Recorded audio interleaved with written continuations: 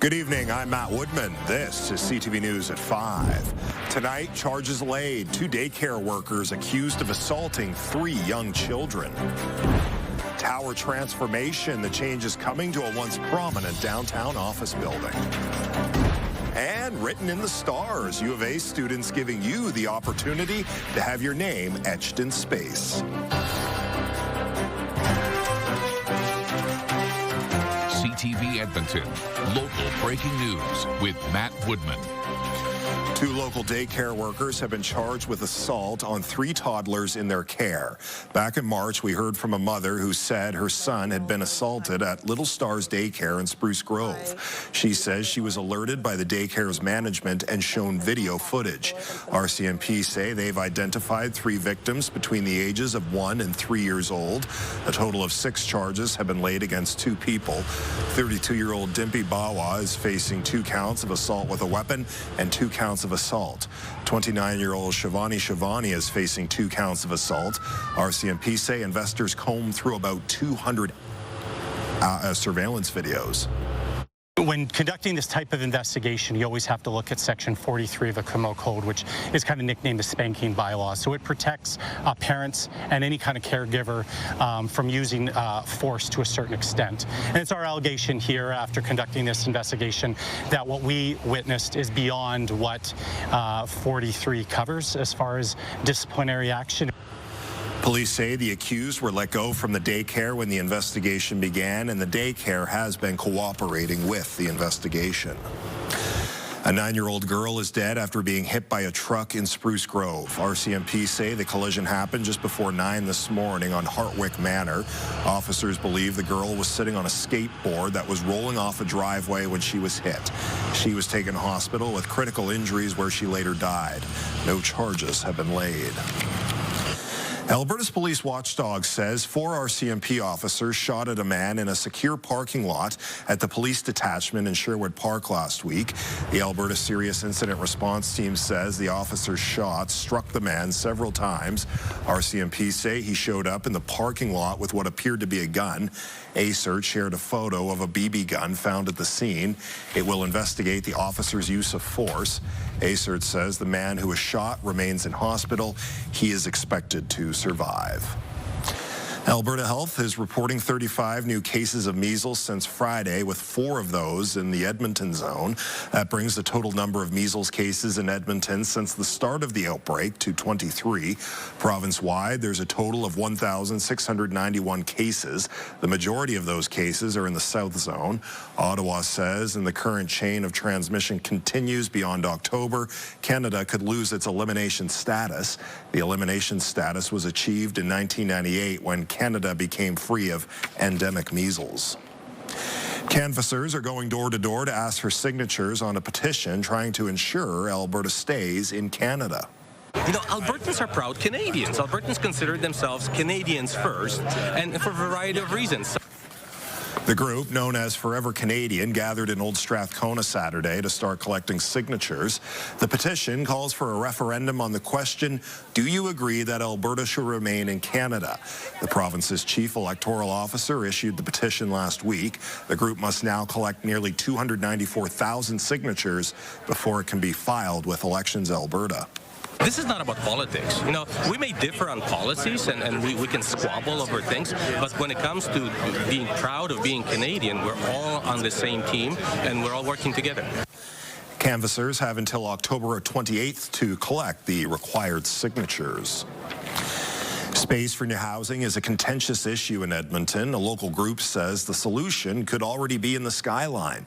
It plans to undertake a radical reinvention of a downtown building, adding amenities and converting floors of unused office space into housing. CTV's Connor Hogg takes us on a tour.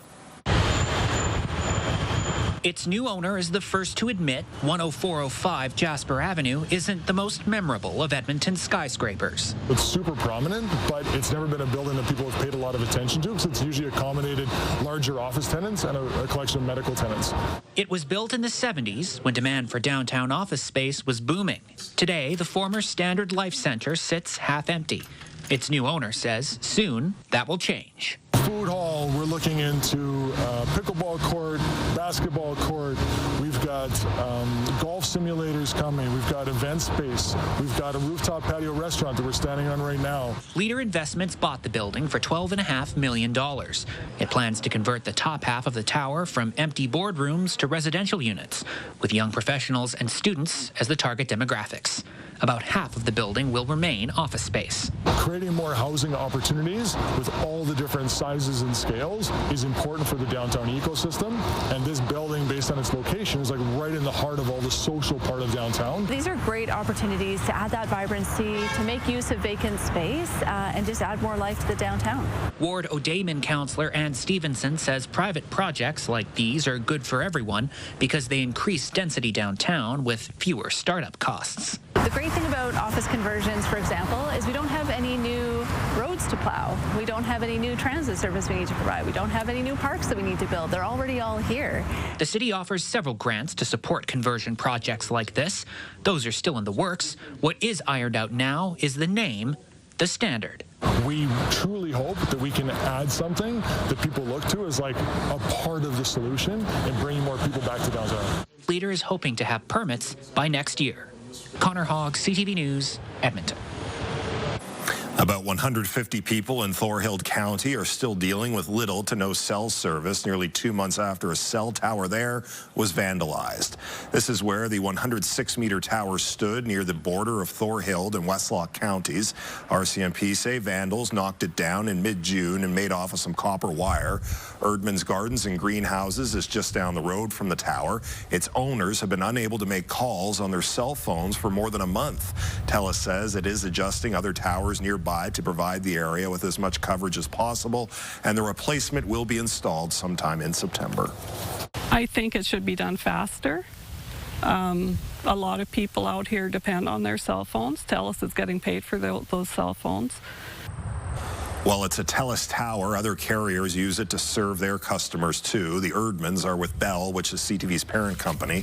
RCMP estimate the damage to the tower at $800,000.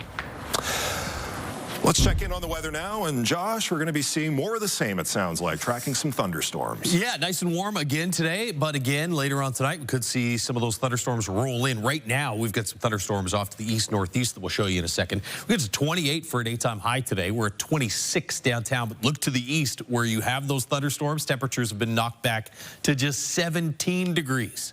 Started the day at 13, ended up 4 degrees above average at 28 degrees this afternoon. All right, here's what it looks like on the radar map. You can see lots of thunderstorm activity here clustered off to the east and the northeast of Edmonton. This is what it looks like from the lens of the CTV drone looking off to the east northeast. So you can see those storm clouds, and they are moving away from the city, so those pose no threat to the city of Edmonton. We have had some severe thunderstorm warnings attached to a couple of them earlier. Those warnings have now ended just off to the east of Edmonton, but still a broad area of severe thunderstorm watch for all the areas in yellow. That does not include the city. These storms, they were weakening. We may actually see a warning reissued for these storms just north of Tofield. 2 of them here that potentially are producing some hail. At the very least, some downpours. If you're beneath these, you notice they're not tracking off to the east-northeast all that quickly. And so if you're underneath the core of one of those, you are getting soaked. In the city, partly cloudy skies right now. This is what we'll watch approach the city later on tonight. It would be a late evening or overnight risk for showers and thunderstorms here in the city. So most of this evening should be fairly dry. 20 degrees mid-evening, dropping to 15 tomorrow morning. Partly cloudy to start, and then some increasing cloud, and again, a risk of some showers and thunderstorms tomorrow night into Thursday. We'll take a closer look at that and the rest of your forecast in a couple minutes. All right, Josh, thank you. Coming up next on CTV News, tourists turned away. Why a national park in Alberta had to deny some visitors this weekend. Brought to you by James H. Brown Injury Lawyers, the heavy hitters of injury law.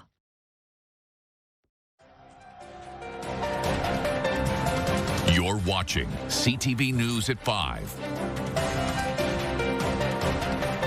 Crews are cleaning up a portion of Highway 40 south of Kananaskis Village after a mudslide.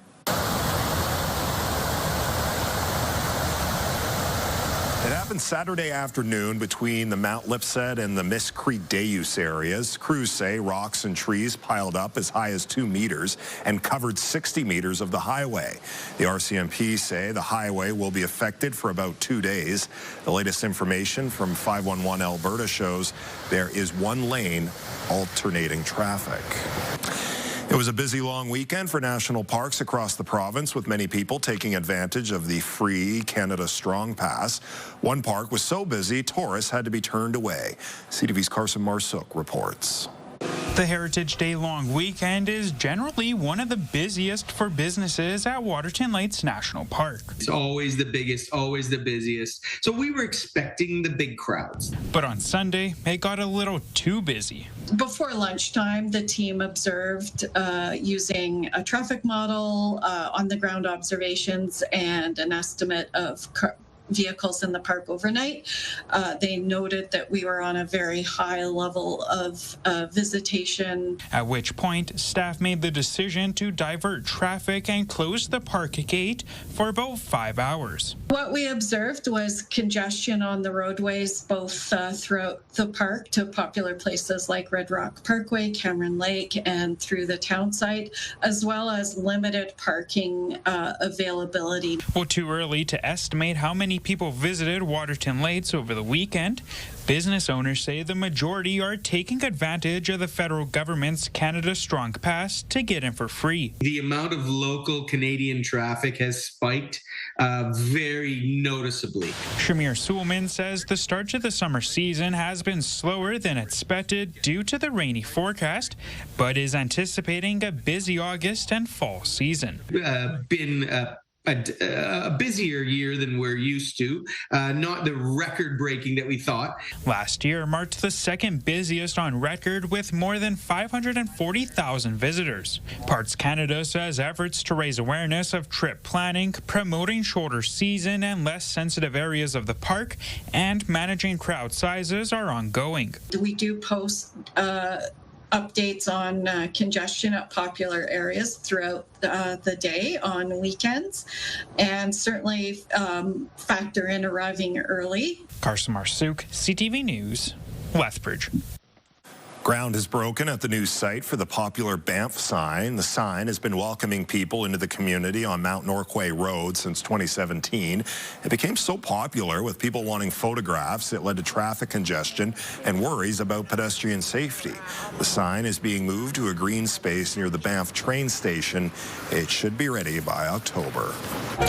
Still to come, go for the Gophers, a mini museum still popping with visitors despite problems with the building.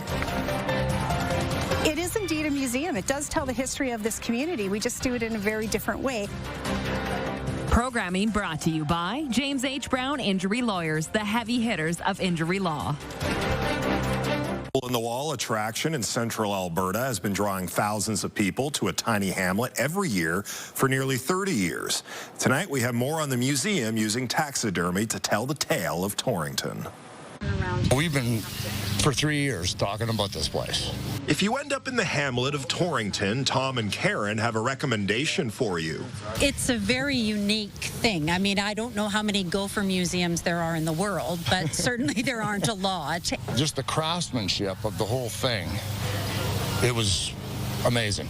The Gopher Hole Museum features 44 displays with more than 80 ground squirrels, each one dressed up and decked out as a tribute to Torrington's story. It is indeed a museum. It does tell the history of this community. We just do it in a very different way. Specifically in the prairie provinces, there's all these little towns that used to be something that are suddenly nothing. And that's just part of society today. It's really important to represent what used to be here. Laurel Curtis says her parents and the community opened the museum 29 years ago. I swore I'd never have anything to do with this museum. That was 5 years ago. She's been the museum's director ever since and says 15,000 people visit between May and October every year. This has been on my list of things to do in the Alberta prairies. This is iconic Alberta. You definitely want to come here. Curtis says they receive most of their subjects from farmers who are protecting their crops. While some people may find it cruel, visitors love it. It's so It's cute. amazing. The artwork is wonderful. Everyone has their favorite. The RCMP Gopher was probably my favorite. I loved the hockey and curling scene. I think that was my favorite. Everybody's favorite gopher is this silly little angel that's hanging from the top of the church. Everybody loves him. The fishing one is very popular, and the Serenity Park. So that was a park that actually existed in this town. Using taxidermy to tell the tale of the little hamlet that was. As much as I'd like to say, everyone would be sorry. And the museum says it has been dealing with a wasp and maple bug problem, which is threatening the integrity of the displays and the building. It will stay open to visitors as it continues to search for a new home. Hundreds of kids are swarming downtown Edmonton for a weekly day camp hosted by the YMCA and the Edmonton Oilers Community Foundation.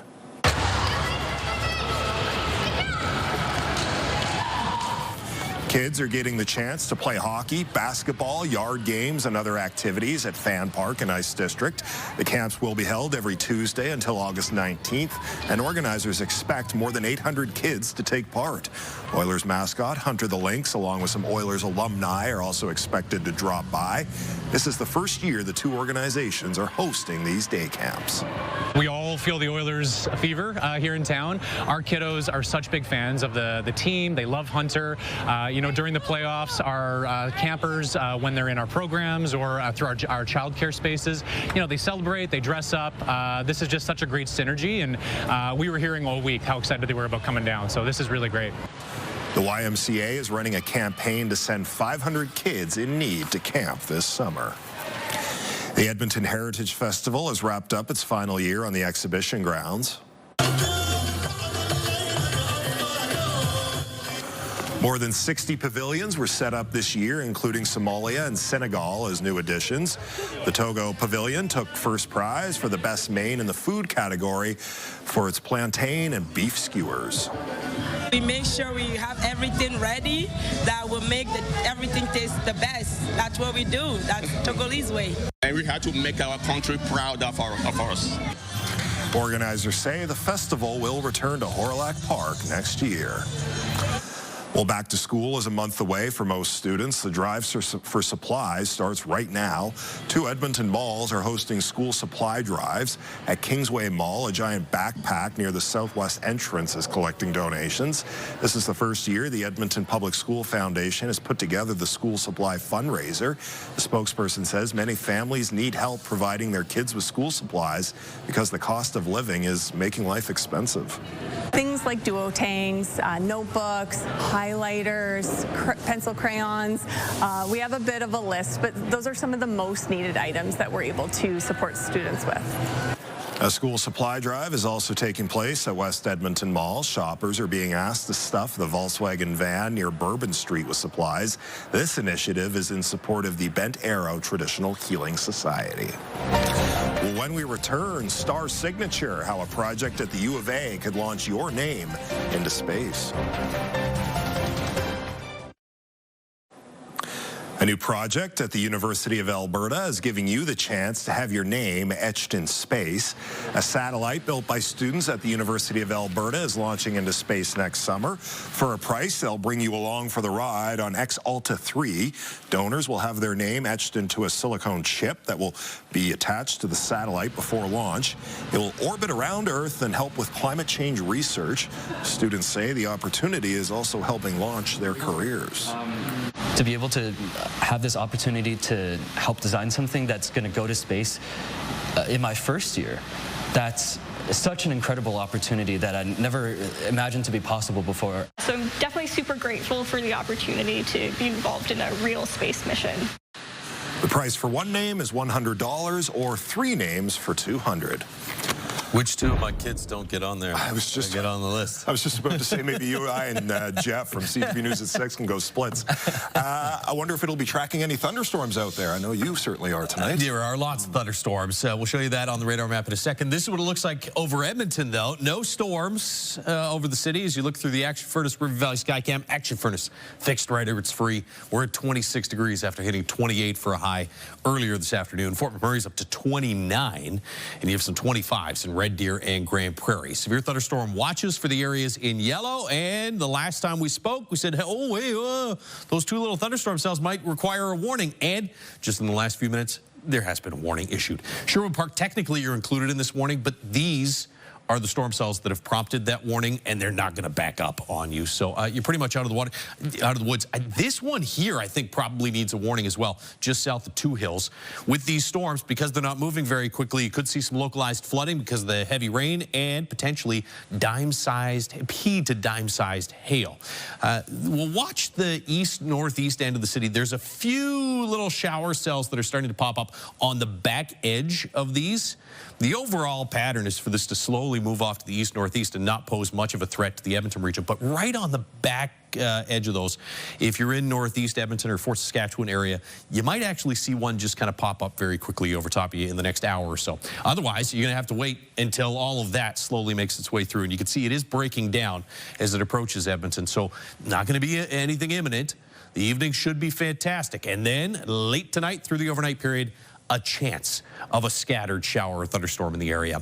East and northeast of the city, again tomorrow, midday or mid-morning even, you could see some scattered showers and thunderstorms. For us here in the city, best chance is going to be late in the day, more like the evening hours, and then that transitions from a risk of thunderstorms tomorrow night to a chance of some showers or periods of rain overnight and into Thursday morning. Heaviest, steadiest rain should be north of Edmonton, and by the time we get to Thursday afternoon, that all lifts north of the city. But overnight tomorrow night, you might actually have a better chance of seeing some precipitation here in the city than tonight. Tonight is going to be pretty scattered in nature. 15 degrees in Edmonton tomorrow morning, 10 for Fort McMurray as well as Jasper and Red Deer. Daytime highs tomorrow, mid-20s across most of the north, and a chance of some scattered showers and thunderstorms. 27s for Lloydminster, Coronation, 26 in Red Deer, and 21 in Jasper. So we'll call it about a 30 to 40% chance of a shower or thunderstorm late this evening, and then some clearing for tomorrow morning. Sunshine, 15 degrees in the morning, 23 by lunchtime. A slight risk around supper time for a thunderstorm. I think the better chance is going to be late tomorrow night, overnight, and then into early Thursday morning. Chance of some showers or periods of rain. Skies will clear. It will cool off. Mid-20s tomorrow, but closer to 20 for Thursday. And then there's pretty low confidence in this precipitation forecast for Friday as things wrap back in on the backside of that low. Could be steady rain or it could just be hit and miss showers. Temperatures will be highly precipitation dependent, anywhere between about 15 and maybe 22 for a high. Should be back into the mid-20s and dry, though, for Saturday and Sunday. Josh, thank you. And that's our show. Thanks for watching. I'm Matt Woodman. CTV News continues right now.